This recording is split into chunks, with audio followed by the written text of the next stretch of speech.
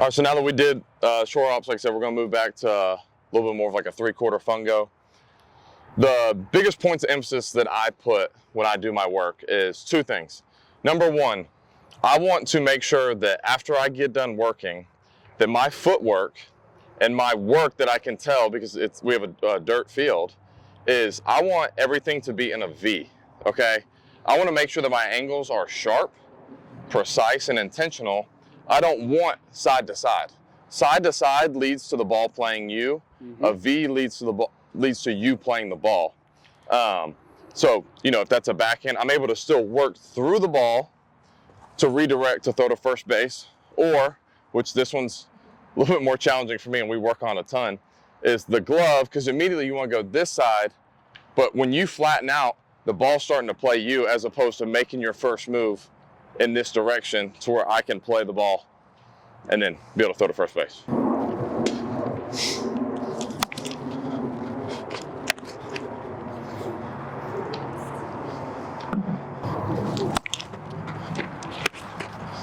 So like I said, when he hits this backhand, well, hit me another backhand. I'm wanting to make sure I'm taking a good sharp angle to be able to press through the ball, and then my feet will be able to redirect to first base. Now forehand, same thing. This one's a little bit more challenging for me. My tempo and pace is something I have to constantly work on.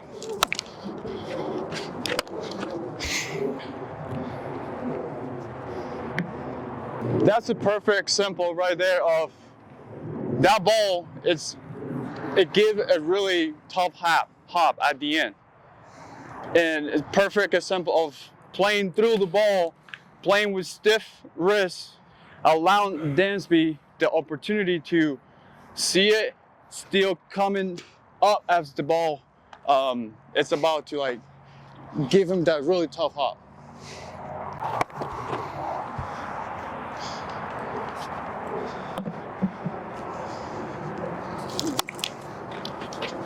Very nice.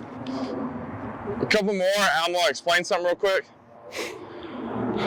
So, let's say if you look at my work, which I'm gonna get Mason to go up there and show you, but everything I do is in a V. You can see all the angles, all the attacking angles are moving forward. If someone were to say, hey, Dansby, what are two things that I can do to be a better fielder, develop my game defensively? The number one thing I challenge kids with, doesn't matter what age, is I always say, how many great plays do you see with two hands? The answer is 0, okay? The best way to catch a ground ball is with one hand. You have more range, you have more length. Watch. I get set up, I go to field a ground ball, this is as far as I can reach. I get set up in that same stance, and I go with one hand, I have about another 10 to 12 inches of coverage, which allows me to play hops that I want to more often. Catching a ball with two hands is never a bad thing, but I do think the emphasis and being able to be comfortable catching the ball with one hand is paramount in the game of baseball. It's a one-handed game. So the thing that I challenge young kids with is I say, okay, every fungo that we're gonna take today, you have to catch it on the run with one hand. So whether that's me playing around the ball, whether that's me playing through a backhand on the run, even if the ball's hit right at me, so I want to go attack this ball, and then, okay, I got to wait a second, and then I can reshuffle to get the momentum that I want.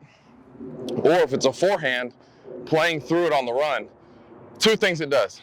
Number one, it helps kids realize that you have to attack the baseball because it shortens your throw. Your throw isn't going to be as long, and you can get more people out consistently. The second thing that I would say is it puts kids, and anyone really, in an uncomfortable situation to where they have to learn how to catch the ball with one hand. And until you're forced to do it, you're never going to do it. But if you want to be a great fielder, you have to learn how to play the ball with one hand. Absolutely. Got anything? Yeah, absolutely. Going to your backhand or your forehand, thinking about catching the ball with two hands is going to limit your range as well. Okay?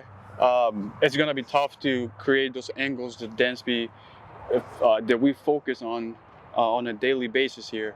So definitely be free with one hand. One hand. The great ones filled with one hand. Filled with one hand. So obviously, like we were talking about, I wanted you guys to be able to see this work. So clearly this is my starting point, right? And if you look at my work, whether it's a backhand or a forehand, I'm working in this kind of angle, right? There's not anything, you know, on this outfield grass line where the cutout is. Everything is intentional to come get the baseball, shorten my throw, and create a good angle towards first base. Now, this next part, I just want to demonstrate. We talked about catching the ball with one hand. New glove, a little stiff, so I might miss a couple. But playing the ball on the run, catching it with one hand, and just kind of what that looks like.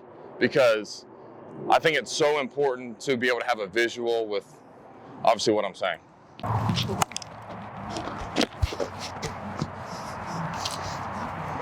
The whole point is to just attack the ball.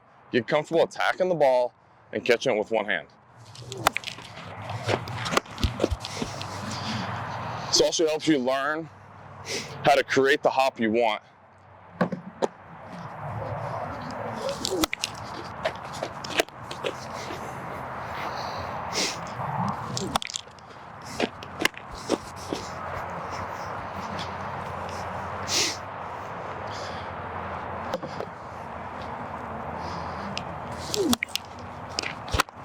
See, even that one's hit a little bit harder, but with the intention of going to getting the ball, I can always stop. It's hard, it's really hard to restart. So the intention from the get-go has to be to start. And then now I've shortened my throw by 25, 30 feet. Helps me make plays more consistently. And the one thing I always say is, you know, coaches will probably give me some backlash for this. The point of doing this is to catch the ball, right? We talk about all the time, get in front, get in front. Getting in front doesn't always equate to making plays. However, when you attack the ball and you play the right hop, you're gonna make more plays. So, do I wanna get out? Yes. What's the best way to get out? Play the ball, attack the ball, and usually it's catch the ball with one hand. Either way.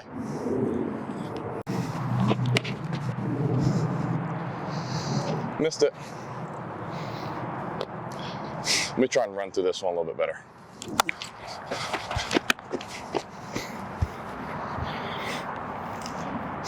The other thing I like about this is just like the mental part of challenging myself, right? Like this is hard. It's not easy, puts you in uncomfortable situations, but guess what? If you want to be a great player, you got to learn how to deal with being uncomfortable. Very nice. All right, we'll do one more. One more, Mo.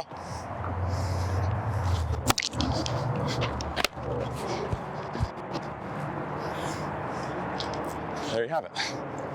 Easy day of work.